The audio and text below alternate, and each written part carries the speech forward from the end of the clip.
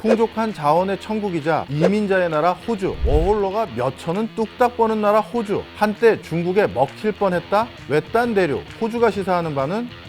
안녕하세요. 저는 경제닥터 박정호고요. 오늘 진단할 곳은 바로 호주입니다. PD님은 호주 하면 뭐가 제일 먼저 떠오르세요? 저는 캥거루랑 쿼카예요. 저도 똑같습니다. 호주에만 살고 있는 독특한 동식물들이 많죠. 그런데 호주는 이것뿐만 아니라 워킹 헐리데이 때문에 인기가 많은 나라이기도 하죠. 매년 호주에 30만 명 이상 방문하고 있고요. 워킹 홀리데이를 오는 사람의 약 10% 가까이가 한국 사람이라고 하더라고요. 특히 호주는 워킹 홀리데이를 가기에 좋은 장점이 하나 더 있는데요. 높은 최저임금을 지급하는 국가이기 때문입니다. 안녕하세요. 저는 호주 브리즈번에 4년째 거주 중인 제이브리입니다. 호주는 최저시급이 정말 높기로 유명한데요. 올해 7월에 최저시급이 약 호주 달러로 23불, 한국 돈으로 하면 2만 원 정도 올랐다고 하더라고요. 게다가 수당도 정말 잘 챙겨주는 편인데 그러다 보니까 워홀 와서 목돈을 만들어 가는 사람들이 많아요. 워라밸을 포기하고 일하면 1년에 아마 6, 7천만 원 정도는 벌어갈 수 있지 않을까 싶습니다. 워홀뿐만 아니라 호주는 이민도 실제 많이 가서요. 한국뿐만 아니라 여타 국가에서도 연이어 이렇게 이민을 오고 있습니다. 한국인으로서 신기한 건 호주는 간호사, IT 관련 등과 같은 직업들이 현지인보다 외국인 비율이 높다는 거예요. 호주에 오면 다문화 국가라는 게 딱 느껴져요. 현지인들보다 외국인들이 많이 보일 때가 있는데 브라질이나 콜롬비아 같은 남미 사람들, 중국인들도 정말 많이 보입니다. 인도인도 정말 많고요. 그렇다면 호주는 왜 이렇게 외국인들의 워홀과 이민에 관대한 것일까요? 땅덩어리는 넓은데 인구수가 현저히 적기 때문입니다. 호주는 인력 부족에 시달리는 직업군이 무려 200여 개가 넘습니다. 간호사, 소프트웨어 개발자, 주방장, 치과의사, 초중 교사 등 다양한 직군의 일자리가 사람이 부족해서 지금 부인난에 허덕이고 있는 상황인데요. 1억을 주고 청소부를 구해도 일할 사람이 없는 곳이 바로 호주입니다. 호주가 얼마나 인구가 적은지 미국과 한번 비교를 해볼까요? 호주의 땅덩어리는 미국과 크기는 비슷합니다. 하지만 미국의 인구수는 3억 명인데요. 호주의 인구수는 2,500만 명에 불과합니다. 한국 인구의 절반 수준이 호주 인구의 숫자죠. 그런데 호주는 GDP를 비롯해서 각종 경제 지표에서는 우리나라와 비슷한 성과를 보이고 있습니다.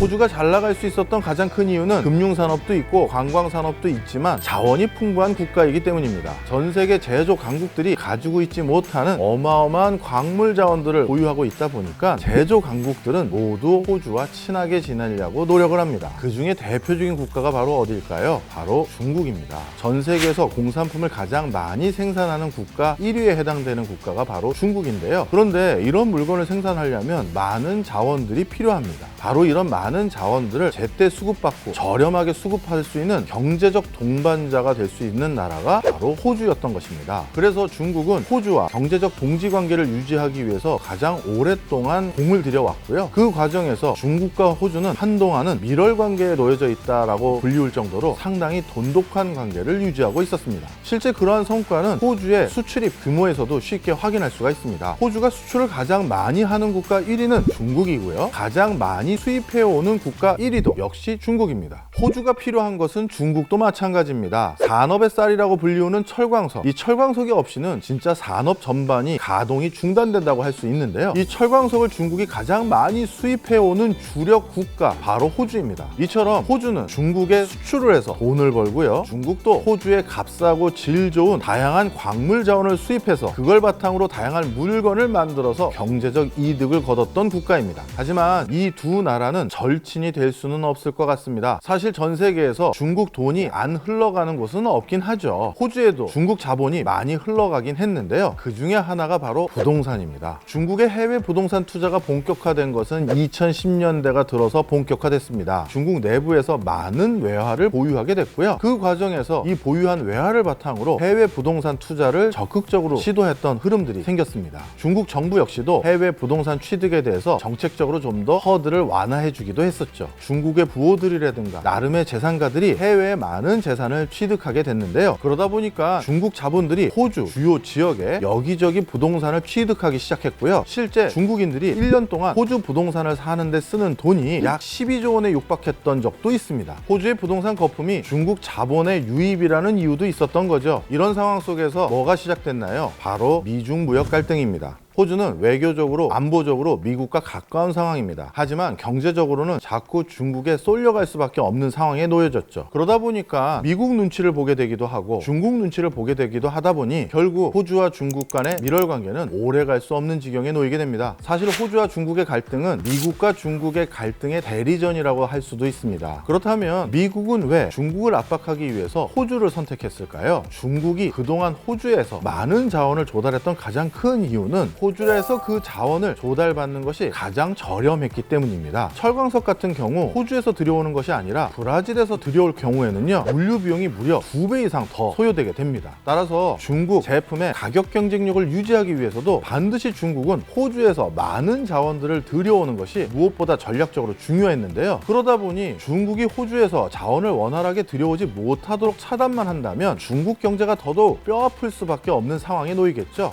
미국이 호주를 통해서 중국과 대리전을 하는 이유가 하나 더 있습니다. 호주의 한 지자체에서 중국 정부에게 다윈항을 거의 99년 가까이 사용할 수 있는 권한을 넘기는 사례가 생겼습니다. 근데 이 다윈항은요, 국제적인 지정학적인 위치 속에서 안보적으로 가장 중요한 위치에 놓여져 있는 항구입니다. 이 항구를 중국이 거의 100년 가까이 마음대로 이용할 수 있게 된다는 것은 미국 입장에서는 국제 안보 상황에서 굉장히 중요한 변화에 직면하는 상황이 돼버리는 것이죠. 이 때문에 더 이상 호주와 중국이 밀월 관계를 유지하는 것을 지켜만 보고 있을 수는 없다고 판단한 것 같습니다. 하지만 자본에는 어떠한 의리도 없는 것 같습니다. 최근 들어서는요, 호주도 다시 돈이 될 것 같으니까 중국에 석탄을 다시 판매하기 시작했습니다. 결국 경제적인 이득을 위해서는 서로 중요한 관계라는 것을 다시금 인식하기 시작한 것입니다. 사실 최근 들어서 미중 간의 갈등으로 인해서 그리고 각 국가의 보호무역 기조가 높아지기 시작하면서 글로벌적인 밸류체인이 점점 변화되고 있습니다. 따라서 이렇게 급변하고 있는 글로벌 밸류체인에는 뭔가 유연한 대응력이 더더욱 필요한 시점이 아닌가 이렇게 생각해 봅니다.